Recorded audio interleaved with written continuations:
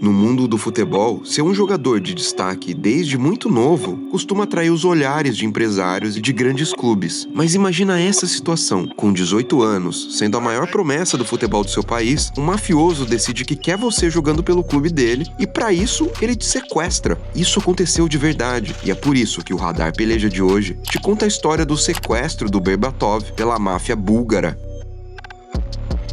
Nos anos 90, a Bulgária passava por um processo de transição política e econômica depois do fim do regime comunista no país. Esse processo, que foi conduzido por algumas falhas, acabou potencializando a corrupção e o surgimento de grupos de crime organizado ligados às elites empresariais do país. Como o futebol era um elemento popular da cultura búlgara, os mafiosos enxergavam o investimento no esporte como uma forma de legitimar a própria imagem e, claro, também de lavar dinheiro e manipular os resultados. Por isso, muitos empresários ligados ao crime organizado acabaram se envolvendo com o futebol nacional naquela época, virando donos e presidentes dos clubes locais.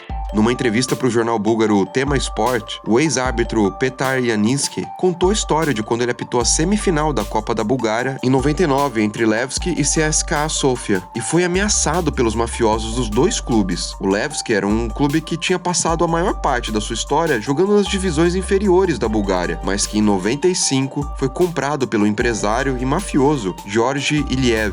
Depois da compra, o Levski Kyustendil passou a viver a sua melhor fase e estava buscando o primeiro título nacional. Já o CSKA Sofia, maior vencedor do futebol búlgaro, já tinha uma história grandiosa e polêmica ligada ao poder político e militar no país. Também, em 1995, o clube passou a ser presidido por um empresário conhecido por ser uma das principais lideranças da máfia, Ilya Pavlov. Ou seja, naquela semifinal de 99, as tensões iam além do futebol. Em campo, o CSKA venceu o primeiro jogo por 1-0 e garantiu a classificação para a final, com empate por 2-2 na volta. O autor de um dos gols do CSKA foi Dimitar Berbatov, de 18 anos, que fazia sua primeira temporada com a camisa do clube e ia se tornando a principal promessa do futebol búlgaro.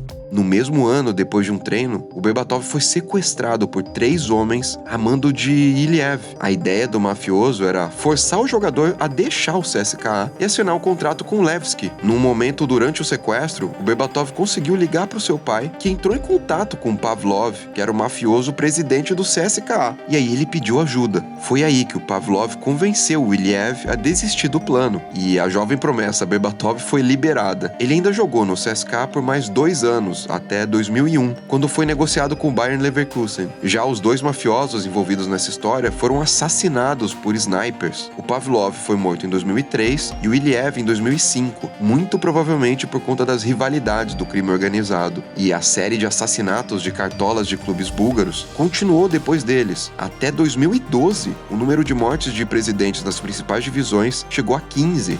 Longe dessa treta toda, o Berbatov chamou ainda mais atenção pelas boas atuações no Leverkusen e foi contratado pelo Tottenham em 2006. Os gols bonitos e as boas temporadas pelo Spurs aumentaram ainda mais a sua popularidade no futebol inglês. Em 2008, ele se tornou o primeiro jogador búlgaro a vestir a camisa do Manchester United. No ano seguinte, ele foi campeão da Premier League com os Red Devils. E foi aí que a máfia voltou a perturbar sua paz, 10 anos depois do sequestro.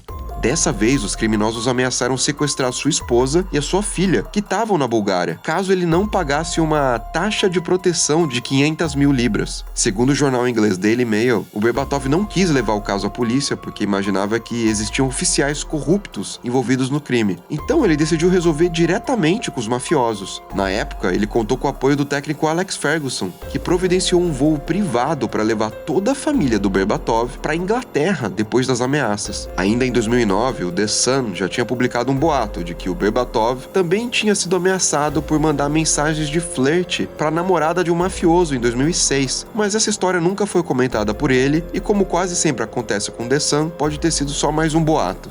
Em toda a carreira, o atacante foi eleito o jogador do ano da Bulgária 7 vezes e campeão da Premier League 2 vezes, sendo artilheiro numa edição, além de alguns outros títulos. Apesar das histórias malucas da época de jogador, Berbatov não desistiu de tentar mudar o problemático futebol búlgaro e se candidatou à presidência da federação em 2021. É hora de uma mudança radical. A falta de resultados, os escândalos constantes, a polícia entrando nas instalações da federação, tudo isso reflete o nível atual do futebol búlgaro. Depois de dizer isso, nas eleições ele foi derrotado por Borislav Mihailov, ex-presidente da federação, que saiu do cargo depois dos casos de racismo da torcida búlgara no jogo contra a Inglaterra nas eliminatórias da Euro de 2020, mas que mesmo assim foi reeleito. E aí, você conhecia essa história do Berbatov? Esse envolvimento todo com a máfia e com o sequestro?